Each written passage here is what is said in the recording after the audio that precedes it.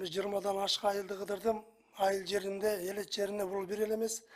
Жалпы Қырғызстан бойынша актуалды сұрау болып жатады. Барлығы сұрашып жатады. 1 сентябрьдан баштап көшедегі айдоочыларды гаишниктер тоқтатып, экзамен алады екен депчи.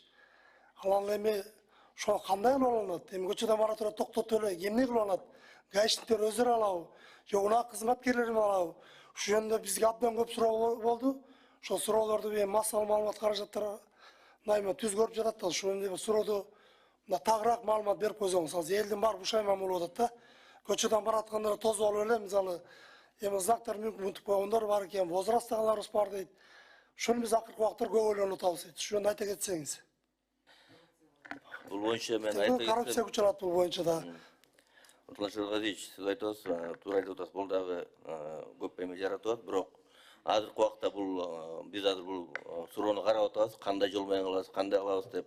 Ар кандай варианттар болот. Негизде урматтуу президент айтып кетпеди. Эгерде нарушение кылып, жол эрежесин бузгандардан ушундай ооз-эки сурам жылайт депчи, жөн эле көчөдө кетип баратканда эчтеген бузбай кетип баратса, ГАИ аны сурамак түгүл, токтотконго акысы жок да. Биздин азыр мыйзам боюнчачы токтотушпайт. Кийинки эмесин айтып аткан боюнча кайсы суроону берет, кайсы суроону бербей коет деген аны дагы биз азыр карап жатабыз. Бул сентябрга чейин убакыт бар, анда өзүнүн эмелерин киргизебиз.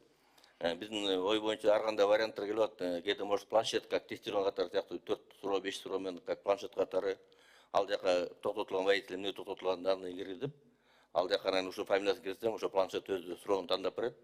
Ошого жооп берет. Ар кандай варианттар көп. Бул азыр дагы еще жүзөгө ашууда да, мындай эле сиз айткандай эле ар бир эле гаишник любой эмени токтотуп алып эле сен мына суроого жооп бер алган жоксуң деп экзамен кетиргенге биз ага жол бербейбиз да. Ошо менен эле мынакей ойлоп чыгабыз, механизмди ойлоп чыгабыз марттын. Өзүңүзгө белгилүү болгондой 4-5 жыл мурунго дейм. Ошо управление ГАИнин Кыргызстан боюнча орун базары коомчулукка шылдың болуп, ремен таңган жүрбеген гаишниктер эртең күн көчөдөн кантип сурайт деп атат, анда сурашып атат. ГАИлер биринчи экзамен алсынчы өздөрү. 100 же 99% билет бекен.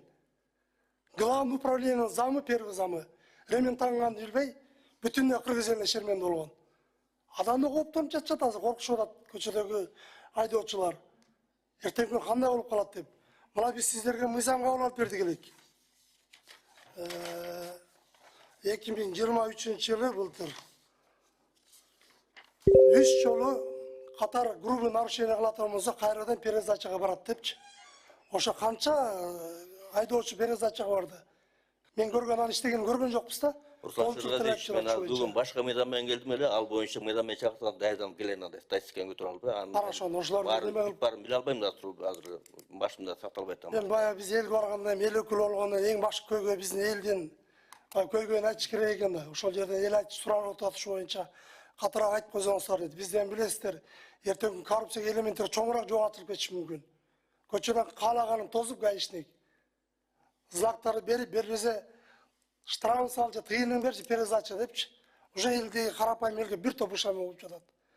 Биз анын баарын тең иштеп чыгып атабыз, андайга жол бербейбиз. Каалаган эле тосуп, каалаган сурап экзамен кетиргенгечи биз ал жак баарын тең иштеп чыгып атабыз. Ал дагы убакыт бар, ал боюнча жумуш жүрүп атат.